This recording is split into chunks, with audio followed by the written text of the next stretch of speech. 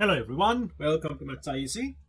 Here's another interesting A-level physics exam question on electric fields.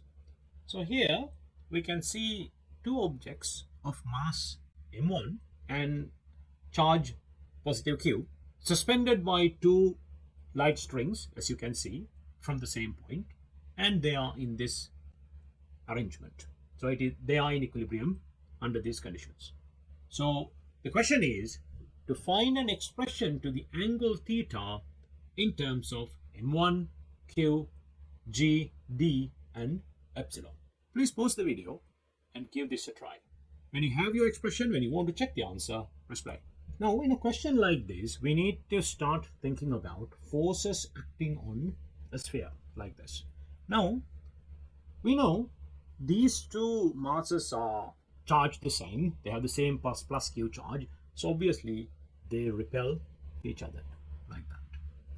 Now this mass has weight m1g. Same thing for this one as well. And obviously you can see this is symmetrical. So if that is theta, that is theta. We just read one side really to do the calculation.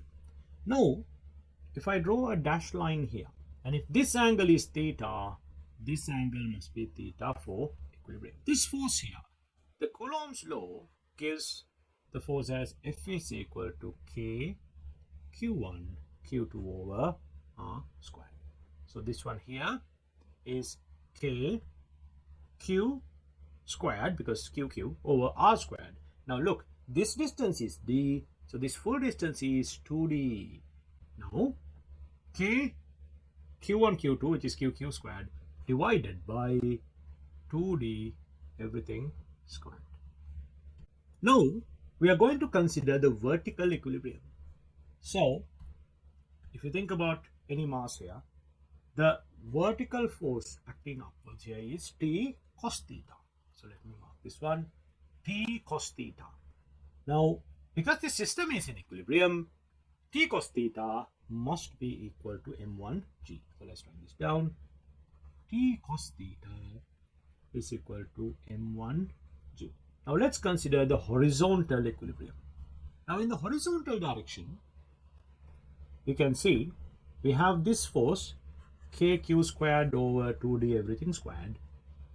But the component of tension here, this way, is T sine theta.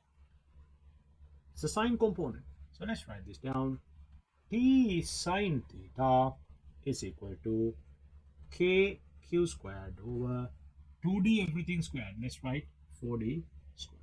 I can easily divide them 2 by 1. Let's do that. T sine theta divided by T cos theta gives you K. Now at this point I'm going to simplify this. K is 1 over 4 pi epsilon times q squared over 4d squared. I'm going to divide by this, so I'm going to times by 1 over m1g. Now you can see the t's get cancelled out.